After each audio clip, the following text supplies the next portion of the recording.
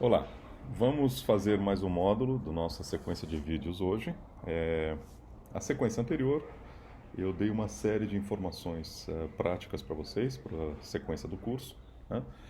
Dessa agora vamos começar propriamente com o material temático, né?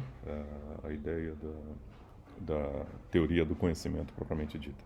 Antes de entrar, antes de entrar no cerne da questão, nas várias teorias, teorias clássicas como Descartes, Kant, teorias contemporâneas como de Williamson, Sousa e etc., vamos estudar alguns preâmbulos, algumas coisas que nós vamos precisar. São discussões mais técnicas, mais gerais, né? Mas são coisas que vão ser muito úteis, aliás, estão na base de todo o estudo da teoria do conhecimento, né? Ao longo da história da filosofia, houve distintos tratamentos, distintas definições, distintas discussões sobre o que de fato significa conhecer alguma coisa, né?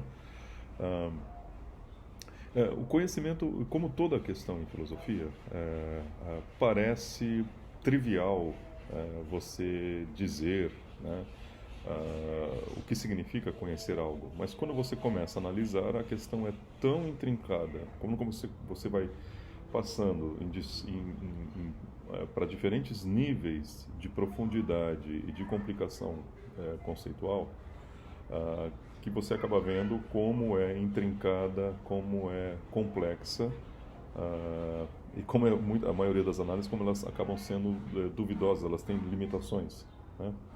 Possivelmente o primeiro que descobriu isso, o primeiro tratamento que nós temos na literatura, pelo menos na literatura, na filosofia ocidental, o primeiro que se deu conta da complicação, do que significa dizer que nós conhecemos algo, foi Platão, no famoso diálogo chamado Teeteto.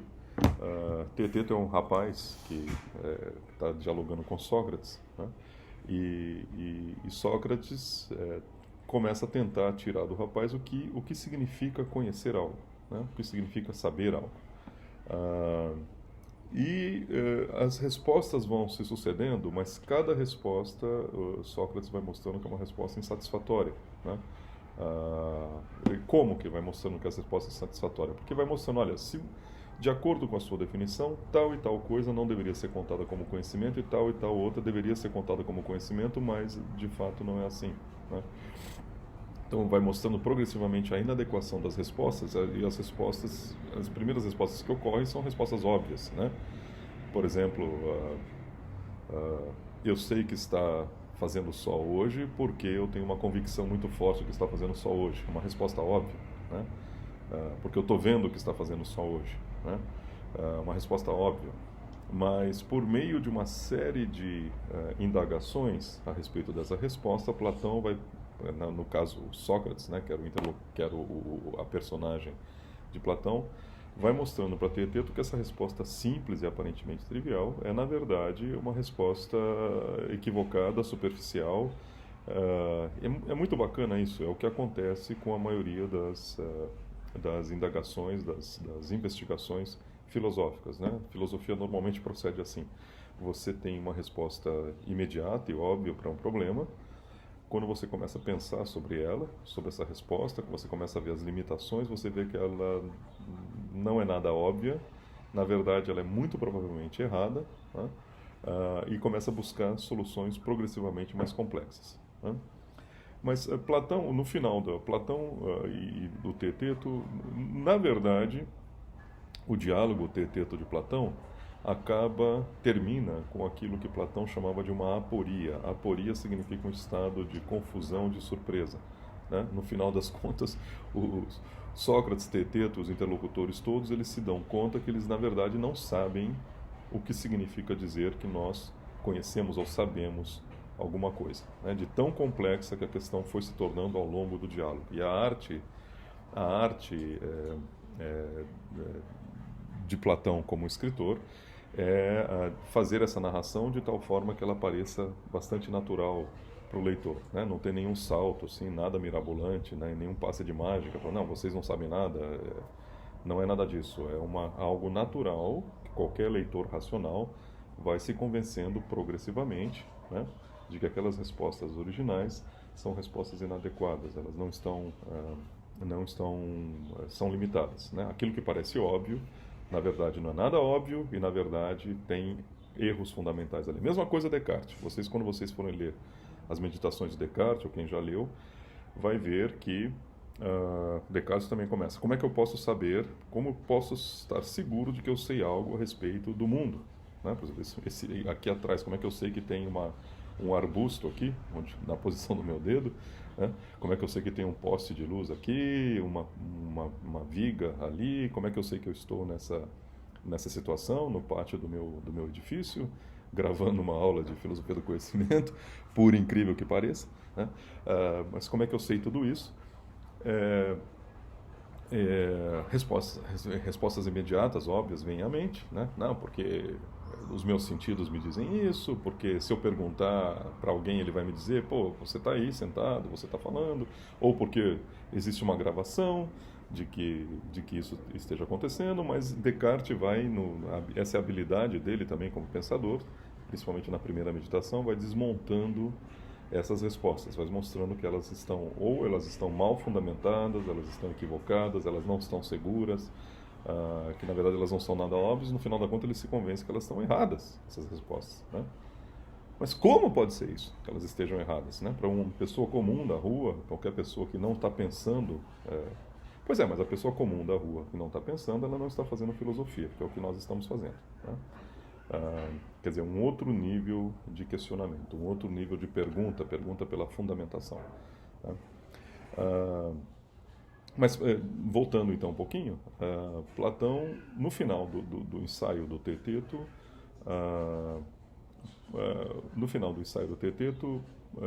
Platão se convence que saber alguma coisa não significa simplesmente acreditar naquilo, evidentemente, né? Tem muita coisa que nós acreditamos e que não constituem conhecimento, tá certo? Eu posso crer, né? Eu creio piamente que amanhã vai chover, só que pode não ser verdade que amanhã vai chover, né? Então existe um requisito adicional para eu conhecer algo, além de crer, né? Além de eu crer naquilo, aquilo também tem que ser verdadeiro, né? Porque se for falso, por mais que eu creia, não é conhecimento, né? Por exemplo, eu creio, tem gente que crê piamente que ele é Napoleão, eu creio com absoluta convicção que eu sou Napoleão, ou que eu creio com absoluta convicção que quem escreveu a Crítica da Razão Pura fui eu. Suponho que eu enlouqueci. A minha admiração por Kant é tão grande que eu acabo acreditando, né? Por um transtorno de personalidade, eu acabo acreditando com máxima certeza que quem escreveu a Crítica da Razão Pura fui eu, né? Por mais que eu creia, isso não pode ser chamado de conhecimento, evidentemente, né? É uma crença simplesmente, eu posso tocar a minha vida como se eu fosse Kant, acreditando, contando para todo mundo que eu sou Kant, contando para todo mundo que eu escrevi a Crítica da Razão Pura, mando imprimir, colocar meu nome na capa, dou para as pessoas, mas isso não é conhecimento, isso é outra coisa, é crença, né? Normalmente na filosofia se considera que a fé não é conhecimento, né? Ter fé, uma crença muito forte, uma crença inabalável, não é ter conhecimento, né? Por quê? Para ser conhecimento, para qualificar como conhecimento, precisa de algo mais, né? O que mais precisa para ser conhecimento? Bom, precisa ter crença, evidentemente, porque se você não acredita, não se pode dizer que exista conhecimento, tá? Então, a primeira coisa que precisa haver é um estado que é psicológico, que é o estado da crença. Mas precisa haver algo mais, né? Isso que Platão tenta tirar de Teeteto, né? Esse algo mais, porque não é uma coisa só que precisa, um algo mais que precisa é que aquilo que é conhecido seja verdadeiro.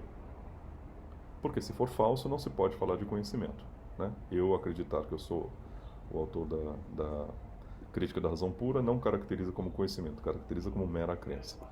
Então parece que o conhecimento é composto de crença mais um requisito sobre o item conhecido, que é que aquele item é verdadeiro. Porque se for falso, ou se não for verdadeiro nem falso, né? Quer dizer, quando você estudar lógica ou filosofia da linguagem, você vai perceber que tem certas coisas que não são nem verdadeiras e nem falsas, né?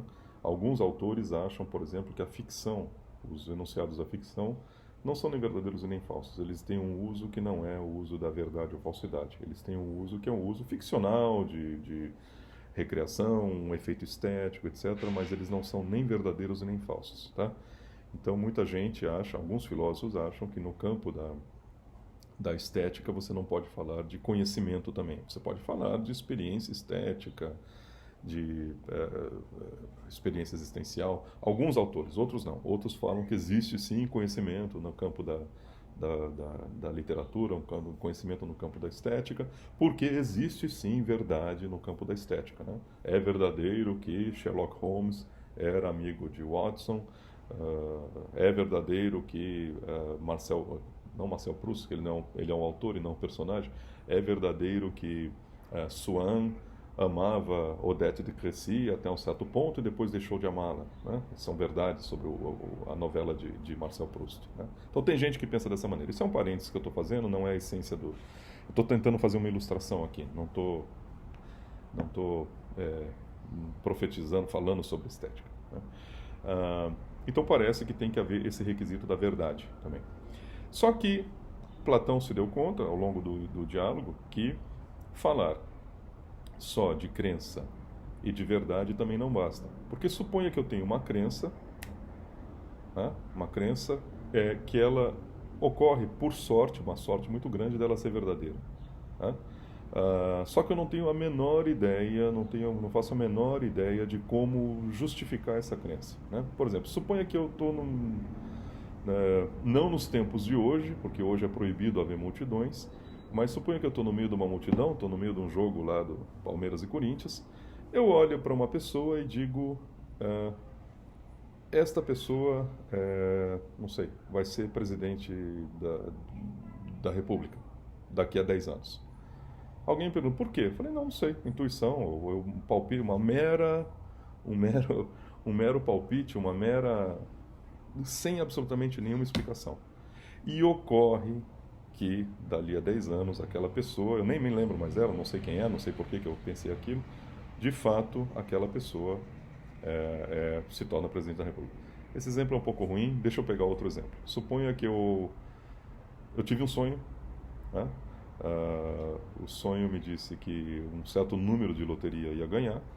Eu acordei pensando, acreditando piamente que um certo número de loteria ia ganhar, né?